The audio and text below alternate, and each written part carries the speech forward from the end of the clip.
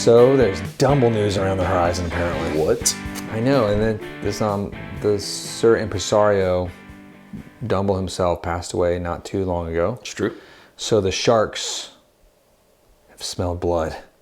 They're in the water. They're circling. Some of these sharks might be called the Harrisons if you're in the know. But I want to give first a shout out to Dell, a friend of ours and a YouTube fan who sort of pointed us in the direction of the story at first and gave us some pointers and some good places to start snooping. But we're going to talk a little bit about the whole idea of patents and copyrights and what's happening with Dumble right now. And if we're all sort of a bit party to this as well. So first, click like, subscribe. Don't forget the bell. Ooh, that glorious bell. It's very important. I still don't know why. Just is. But hit all those things if you like this content. And thanks for joining us again. We appreciate it. So let's get started. So the Dumble trademark, there's a whole thread on the gear page right now that sort of went not super viral, but it's showing all this facts on it. There's this group in England that has sort of a Dumble pedal, and they are selling that, and they are now going after the U.S. patents trademarks. So they have a pedal already. They have a pedal they've made, but then they've never been given permission from the Dumble family or estate, obviously, to do this. Which we'll get into that in a minute. But they're doing that, and then now they're going to try to get the U.S. one so they can eventually launch this. Now this group is the Harrisons, Rick and Justin, I believe. Okay. From the old Music Ground retail shop. Okay. Back in the day, that shop is now gone. That was on Denmark Street in London, I believe. One of those sort of high-end falutin shops that's had lots of troubles over the past few decades. Had a few little things. I mean, they had that one incident, like, God, years back where they were selling fake Marshalls. And I think they got busted for that. Then they got caught in this sort of $1 million guitar theft ring with like Serbian mobsters and like all stolen guitars, right? Yeah, all stolen guitars from this one Italian fella's estate. And like then he'd been looking for, these are great guitars he collected amassed over his life. And this group broke into his house, stole them, and then they happened to end up at Music Ground's guitar shop. Just happened. And he was like, "Hey, I don't know how they got there. We don't know." They bought them, and sometimes it's easy to buy stolen goods by accident. I mean, like, that the fake Marshall thing is worse to me because there's no way you don't know. Well, that's obviously criminal. Yeah. But unless somehow it got switched in shipping, and even though Marshall's right there, that's a lot. These things always happen to me. I don't know. It hasn't happened. Yeah. No, but the guitar theory thing. But it was over 30 guitars. It was $1 million worth of guitars too. Like, Jesus. That not a rod. So we're talking like serious guitars. Serious guitars. Like vintage guitars, great ones. And like the 64 Strat, that was like an Olympic white, was what sort of raised the red flags. They got raided.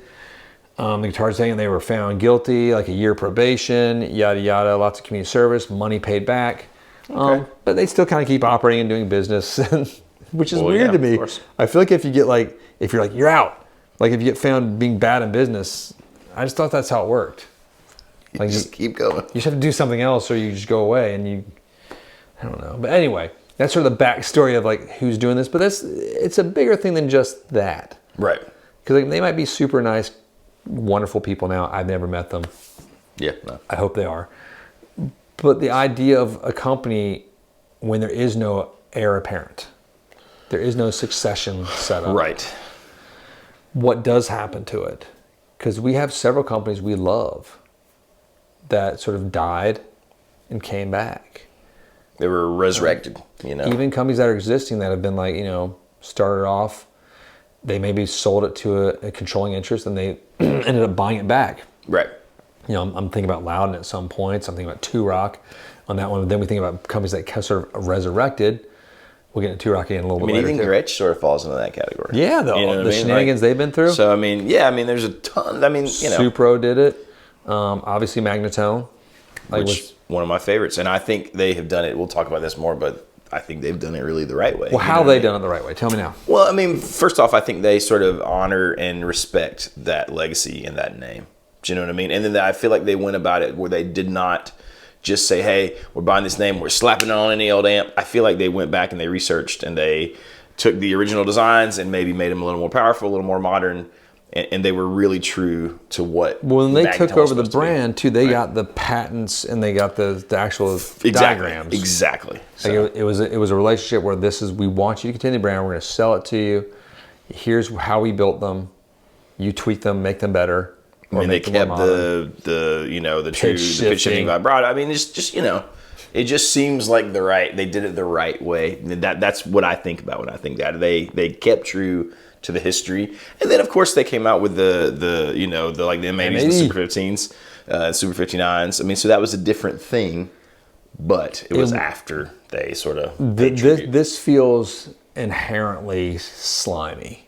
The Dumble thing, yes. This one, it has that sort of thing to it. And I don't. Just cashing in, maybe. And I was talking with Derek about it, the strange cowboy hat wearing man behind the camera, which is hard for me when I look back there and I see the giant cowboy hat on him. It's gorgeous. I think it's gorgeous, but he's just so 10 tall. gallon. He's already tall. He is. Now he's like 7'3" now. Makes him even It's taller. just weird.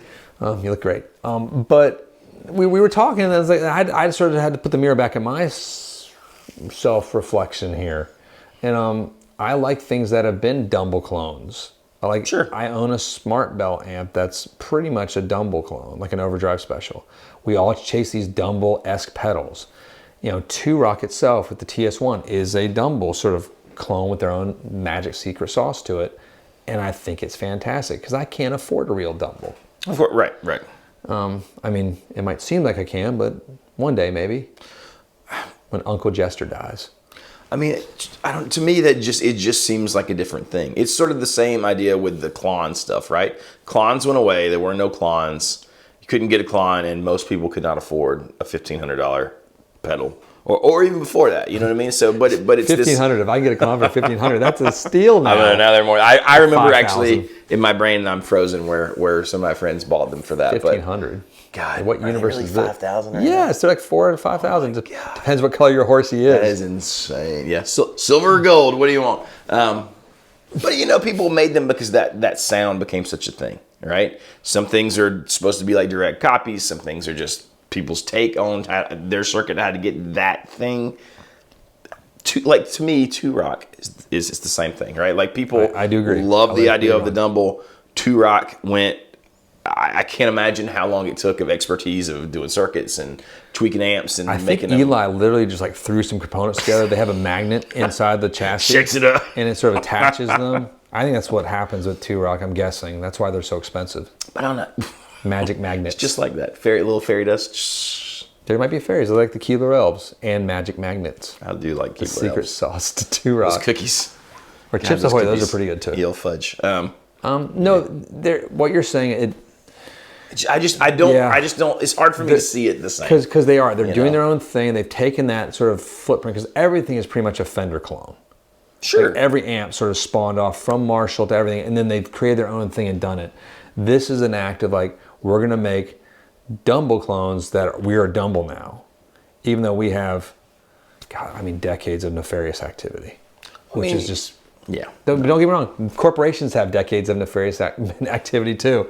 If you dig into like the history of the Les Paul and the history of other brands, and sure, it's complicated. It's skewered. It's strange.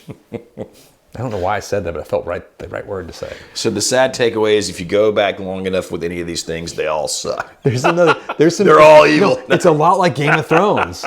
The past, and I started watching The House of Dragons last night, and it was pretty darn good. You're excited about it? I mean, it's just like the first Game of Thrones. It's not like, oh my God, this is the greatest thing ever. It takes you a few, but it's captured the best of the Game of Thrones. The people look right. It seems like it's going to be a murder festival, lots of inappropriate sexual activity. They had some violence there. They sprinkled in there one moment just to make us happy, 2 moments. No, I think it's going to be a good show. Fair enough. After that gigantic turd they put on us on that last season. I have to say, Game of Thrones. This is the first I've really wanted to watch it. I was totally disinterested, honestly. And I still don't know if I'm like super. I have to see this because this was a long time ago. Like Game of Thrones was a thing. I'm sort of over it, but it's something cool. It's different to watch. All right. And but then HBO's just been acquired by the Discovery Channel, for goodness sake, or whatever. I don't even know what the world is anymore. How does the best streaming service get acquired by something else? I just don't get it.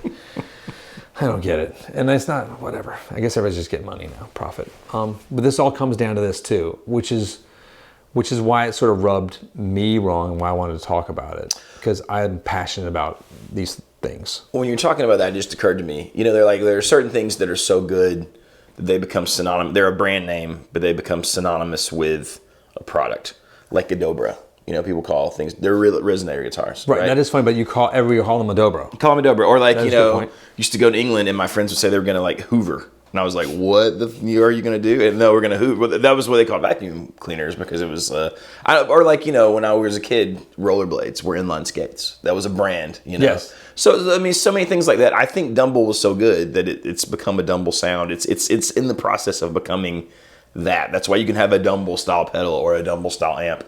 So, but to take the name Dumble and to buy the domain, whether you're expecting somebody to buy that from you eventually, or you just want to kind of cash in on it. That's creepy too. That drives right. me nuts. I remember having to buy the casinoguitars.com thing from some random cat for not much at all, but like years ago. I was like, God Lord, this is so ridiculous. People sit there and that's your job. I find that job silly. But I mean, I have to appreciate the foresight to be like, I do appreciate that. We could buy up all these things, and one day the internet's going to matter, and people are going to want their names. Okay. I do like watching the old interviews on the news where it's like Bryant Gumbel and folks when he was young, like interviewing these guys that worked at computer companies, being like, now you honestly think people are going to be spending time in front of these computers on this thing called the internet? And they're like, yes. And these are like older guys answering young Bryant Gumbel, and he was like, I just don't believe you. We're about there playing sports and talking to ladies, and that's not what happens. It's all the internet now. We do those things on the internet. God, what a sad world. No, but yeah, back to like, we love this stuff. We love Dumbles, we love Fenders, we love Gibson, we love like the sounds that are iconic. Yeah. The PRS thing has its own thing. It's all these boutique guys. They take something and they do it, but this feels definitely just like a money grab. Well, this is going to be a ridiculous opinion, but I'm going to share it anyways. I don't know what you're going to say. I sort of like the idea that I've never played a Dumble. And I don't mean that I don't want to play a Dumble. I like the idea that there's this thing that exists that is so rare and therefore expensive. But it's like, it's this idea, this thing, right, to aspire to. Oh, one day maybe I'll get to play a real Dumble. And I hate the idea of somebody taking it and making, amps that probably are not in the same spirit. They're not the same quality. They're not the same thing. Well, from judging from this, the history of this, right. There is no spirit. That's right. This is just like money. Exactly. Yeah. There's money involved, and I get it. That's business. Rampant capitalism run amok sometimes, and don't get me wrong. I'm a pure capitalist. I love it, but sometimes it gets a little haywire. Yeah. I mean, exactly. But no, and one of my dear friends and young proteges back in the day, Ethan. He said he was at a Joe Bonamassa thing in a small room in Nashville where like Joe came in and he had his little Dumble combo and he played it and he said it sounded like paradise, like angels coming from the heavens. Don't get me wrong though, I'm going to caveat point this with Ethan will also be, he'll come in and be like, I put this phone in this vacuum cleaner and I put the guitar through it with the tone turned zero. It was magical. Ethan's a weird cat. So he's a wonderful, I'm not saying last names because I won't do that, but he's a well-known producer in the world of music now, but I was going to say that's also Joe Bonamassa playing that amp. Probably could make lots of things sound like angels coming there's down. that one cat that Zach always tells me about in Austin that plays like a blues junior, and it's like he has an ungodly tone. Blues junior and maybe a tube screamer, but I played a blues junior at this show with Zach once. They just plugged it in and I had like I don't know what guitar I played. Maybe it was a Strat, maybe an Echo Park. I don't know, but it was, and they had it dimed.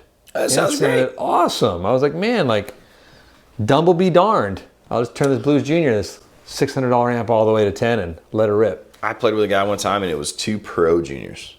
Just ran 2 of them, turned up, and it sounded amazing. And then I had a neat guy show up the other day. Just showed me his pedal board and it was 2 OCD pedals. Just set at different stages. Like, that's kind of, and then like one little clean boost. Don't remember what it was called. But I was like, that's a funny pedal board. I like that. It's simple. You know the sound you're going to get. You have 2 gain stages. Yeah. And then you're kind of good to go. Just let us know your thoughts and how you think about the shenanigans of this stuff. Like, I don't know too, because we are all guilty of this because I buy Dumble sounding things. But if the spirit matters somewhat. The spirit. It's very, very out there. Ethereal. Idealistic video today. I like to think that that's part of the purpose of this whole channel.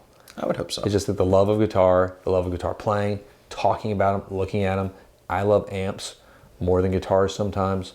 So this was particularly passionate. I had to fight Derek, like, we were going to talk about this. We shall. It matters to me, and it matters to Dell, and it matters to a lot of cats out there.